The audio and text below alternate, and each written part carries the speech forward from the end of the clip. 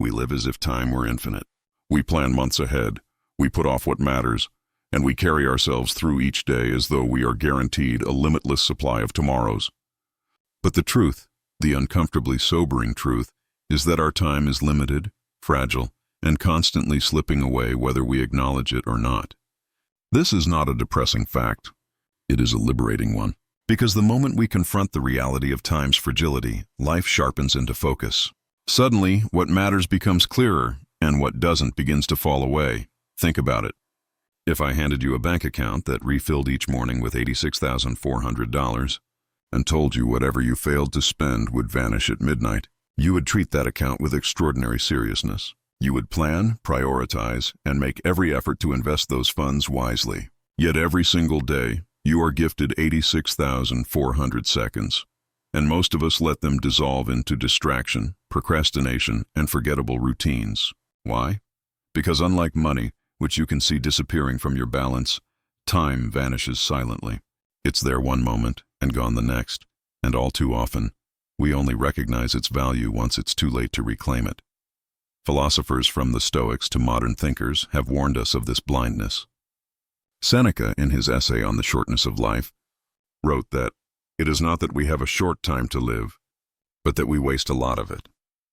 That was written nearly 2,000 years ago, and yet it could have been said this morning.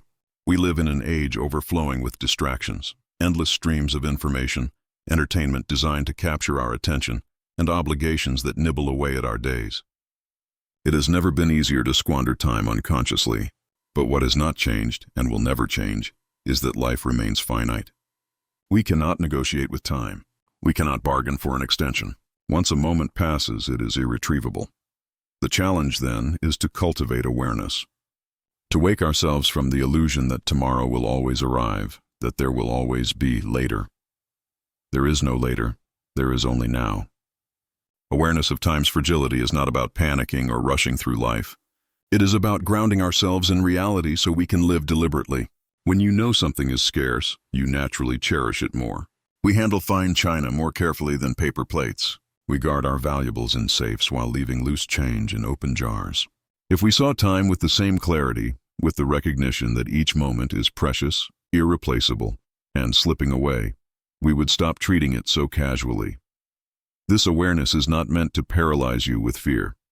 It is meant to wake you up. When you remember that every conversation you have might be the last with that person, you speak with more presence. When you realize that every morning is a gift, not a guarantee, you stop wasting it in half-conscious scrolling or meaningless complaints.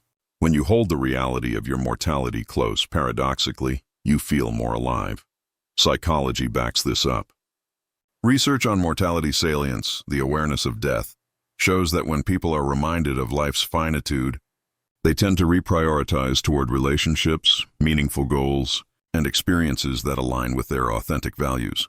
Awareness doesn't push people into despair. It pushes them into alignment. The very knowledge that we don't have forever helps us stop postponing what matters most. This shift is not automatic, though. It requires practice. It requires us to regularly pause and remind ourselves that time is not endless, that every choice carries opportunity costs. Ask yourself, is this how I want to be spending my life? That question, repeated often enough, begins to reshape how you use your hours. Suddenly, mindless scrolling feels less satisfying. Suddenly, empty obligations feel less tolerable. Suddenly, investing your energy into growth, connection, and creation feels urgent. Because it is. Some people recoil at this kind of reflection because it feels heavy. They would rather avoid the subject of mortality and live in a haze of denial. But denial does not save you from the clock. All it does is ensure you wake up later with regret. Awareness, on the other hand, gives you power. It gives you clarity. It puts you in a position to live, not by default, not by drifting, but by design. So the first step to making every moment count is to recognize that the moments are finite. That recognition can be unsettling at first, but once you let it sink in, it is profoundly freeing. It strips away the trivial and the false. It makes excuses harder to justify. It makes each choice more meaningful. And in that clarity, you find yourself pulled toward a life that is richer, fuller, and more deeply lived. Do not squander what you cannot replenish. Time is the only currency that once spent is gone forever, so treat it with the reverence it deserves.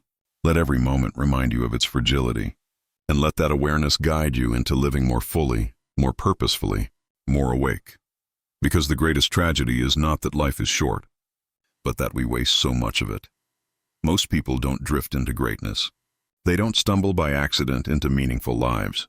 They arrive there through intention. They make choices guided not by impulse or convenience, but by clarity about who they want to become and how they want to live.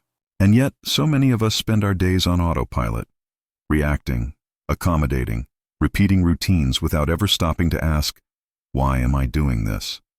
Intentional living begins with that very question. It demands that we wake up from the inertia of habit and start making conscious choices about how we spend our time, our energy, and our attention. Without intention, life will gladly assign us a script. Society has a pre-written narrative. Go to school, get a job, climb the ladder, buy the house, chase the next upgrade. It offers a checklist of milestones, and if you're not careful, you'll spend decades pursuing them, only to arrive at the end and wonder if it was ever truly your life. Psychology has a term for this: default mode. The brain conserves energy by repeating patterns, drifting into routines, and filtering the world through habit. There's nothing inherently wrong with habit. It keeps us efficient, but left unchecked, it robs us of awareness. We wake up, go through the motions, fill our days with tasks, and suddenly months or years have passed without us ever deliberately choosing the course. Intentional living is about breaking that cycle. It is about reclaiming authorship over your own story. That means asking uncomfortable questions. What do I actually value? What is genuinely important to me, not to my peers, not to society, not to the expectations I inherited, but to me? What do I want my life to stand for? When you ask these questions honestly, you begin to notice a dissonance between what you claim to value and how you actually live. You might say family matters most, yet your calendar is consumed by work. You might say health is important, yet your daily choices undermine it. You might say creativity fulfills you, yet you haven't carved out a single hour for it in months. That gap, that dissonance, is where intention must be applied. The philosopher Viktor Frankl, who endured the horrors of concentration camps, wrote that meaning is not something handed to us, but something we must choose in every circumstance. Even in suffering, he argued, the freedom to choose our attitude remains. That principle extends to everyday life. You cannot always choose your conditions, but you can choose how to live within them. You can choose what to prioritize, where to place your energy, and what story you are writing with your actions. Intentional living is not about perfection or control. It is about alignment. It is about ensuring that the way you spend your finite time reflects the values you claim to hold. That requires discipline, but it also requires courage. Because the moment you begin living intentionally, you will find yourself saying no far more often than yes. No to obligations that drain you. No to distractions that numb you. No to living someone else's version of success. And those no's will often come with discomfort, with disapproval, even with loss. But every time you decline what doesn't matter, you make space for what does. This is where awareness and intention connect. In the first step, you awaken to the fragility of time. You realize that every moment is precious. But awareness alone is not enough. You can recognize time is limited and still waste it unless you take the next step, choosing deliberately how to use it. Awareness without intention creates anxiety. Awareness with intention creates freedom. So how do we begin? Not with grand reinventions, but with small, deliberate choices. Ask yourself, before you commit, before you consume, before you act, is this moving me toward the life I want to live? If the answer is no, then perhaps that action doesn't deserve your energy. Even tiny shifts, 10 minutes of reading instead of scrolling, a single phone call to someone you love instead of another hour of busy work, compound over time. They redirect the trajectory of your life. Intentional living also requires clarity about your deeper vision. If you don't know what you're aiming for, every choice will feel equally urgent, and you'll scatter yourself thin. But once you decide what truly matters, whether it's relationships, creativity, service, health, or mastery, you suddenly have a compass. Each decision becomes a test. Does this align with my compass, or does it pull me off course? The people we admire most, those who seem to live with vibrancy and impact, are rarely the busiest. They are the most intentional. They know when to walk away from noise, when to decline opportunities that don't fit, when to pour their energy into what matters most.